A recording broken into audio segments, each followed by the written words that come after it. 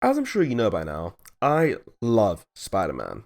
So of course, I naturally played both Marvel Spider-Man 1 and Miles Morales and loved both of those games like my own children. In fact, all I wanted from both of the games was more content. The DLC from Spider-Man 1 was okay, I guess, and it was kind of repetitive in some areas, and some of the suits could have been replaced with actual good ones, but overall, I'd say it's worth the money. And Miles Morales offered surprisingly little. While the gameplay was quite literally leaps and bounds above the first game, in fact, I'm using it as background footage right now, the story and characters offered little in quite a lot of senses. I won't flame the game too much, considering it was supposed to be a DLC. However, you did agree to bring the game and make it a standalone title. At AAA prices, no less. And considering it was like 2 hours of story content and 16 missions overall, that is embarrassing. So, when I heard that the second Spider-Man game was in production, it would feature both Miles and Peter as playable characters, new redesigned gorgeous suits, as well as villains being rumoured to be Kraven the Hunter, the Lizard, and Venom, I was clearly excited for this game. Like, it had the opportunity to overtake Arkham Knight as my favourite superhero game ever. Just take the amazing story from the first game, and the gameplay from the second, and BOOM! Peak. But then I saw the gameplay trailer. Don't get me wrong, I'm not here to shit on it or say anything negative. I'm just here to list a few concerns of mine that could all be alleviated by the time I actually play the game. I know it's not the final version. Like, the graphics look stunning, the fighting incredible, and the gameplay, but there are just a few things here, just a few, that I'm a bit concerned about, which of course could be subject to change, like I said. First, I want to talk about the symbiote. The symbiote. I want to talk about the symbiote. After so many years, we get symbiote suit Peter. And the symbiote suit... Now, I'm not going to shit on this suit like I've seen so many people on Twitter do. It looks okay in parts, I guess.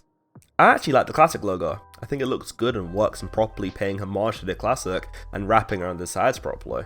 The mask looks good as well, and I've always said there ain't Venom without those milky white eyes, and hey, those are pretty fucking milky.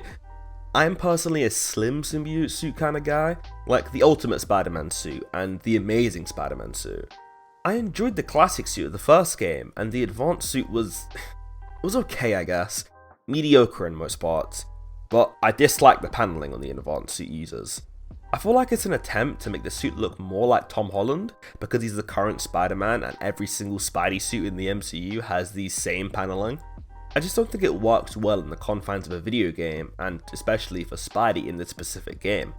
The symbiote suit has it, and I'm not surprised that on this version of the suit it doesn't work. The suit looks like a mismatch of body armor that Peter was wearing at the time of symbiosis.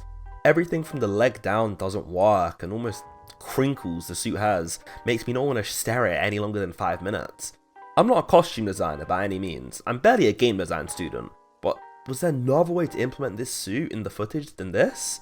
If you're going to give up the classic logo, why not go for a more classic suit all around that's more slim and streamlined in design?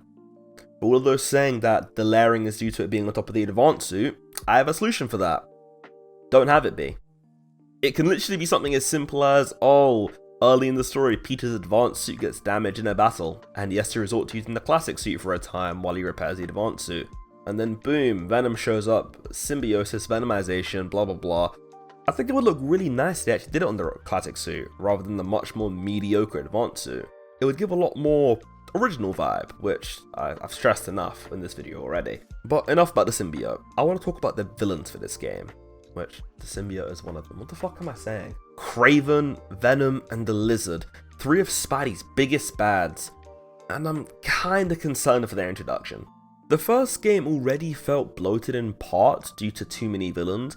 We had an entire Sinister Six form and come together to beat Peter's ass, and that's not even talking about Taskmaster, who was the other guy, the plate in his head, Tombstone, and the DLC villains that came along, as well as Silver Sable. Like, Jesus Christ, they could be fucking mind game. And I'm wondering if this game is gonna experience the same villain bloat. It does seem like the overarching main villain is going to be Venom, obviously, with Kraven being the main focus of this game due to him introducing the Hunters, which I'm going to assume are kind of like Raft escapees and Sable's men, due to Spidey needing someone to punch at all times. But with Venom, my biggest fear is, how will they use him? Are they going to give him to Eddie Brock? Because if they have Eddie appear in this game just to become Venom, it's going to kind of be a little annoying. Like, if they introduced him in the first game, that would make more sense. And all those people out there saying, didn't they introduce Doc Ock in the first game to make him Dr. Octopus?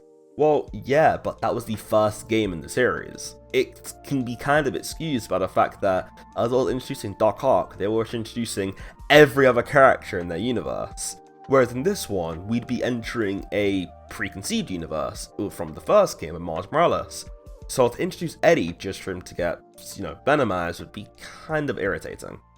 Or are they potentially going to give it to Harry Osborn after the build-up from the first game?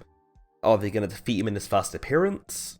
I was talking to my brother about this a few days ago, and we were talking about where they would take the game after the second one, if they do take down Venom in the game. And they both came to the consensus and the logical conclusion that it would be a really stupid idea to take down arguably Spidey's biggest bad in just one game. Like, the Joker, Venom, and other villains such as Green Goblin are multiple game villains that would and should span multiple titles. I feel like defeating him in this game alone would be a stupid idea and bad choice, and would really only leave them with one real idea for the potential third game, which would be Green Goblin. While I know the game isn't out yet, so it's very premature to be talking about third titles when the second is even playable, but I'm thinking about the grand plan and scheme of things. But I want to finally talk about the third thing of this game that I'm scared for, and arguably the most important to me. After the introduction of Spider-Man 2, the real question is, will it feel like a Spider-Man game? Of course, the game is still going to be called Spider-Man 2 and features Spider-Man with all of his gadgets and things, but the feel is very important in a game like this.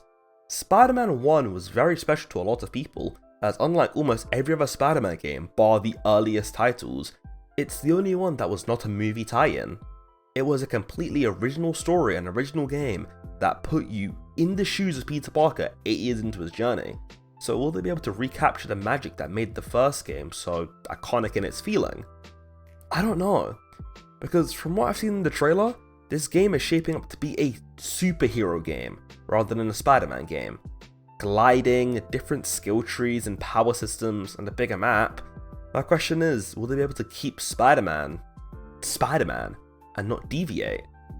I guess we'll have to wait and find out. Yeah, sorry for missing my upload schedule. I was watching Across the Spider-Verse the day before, early, and I got home literally at like 12:30 on, it just turned Thursday. So I would have to write a script, record it with people sleeping over at my house so you'd hear snoring in the background like you guys don't really hear enough background noise, and then edit it to get it out. Could I have done it? Yeah. In fact, I did do it. Just know out there is an awful version of the video you've seen in my premiere right now. It's like 18 minutes long, and it's quite literally just ripped footage from an illegal version of the movie that I found online. And it will never be uploaded because I don't want to subject you guys to the type of content that I wouldn't want to watch myself. And again, this makes 4 Spider-Man themed videos in a row.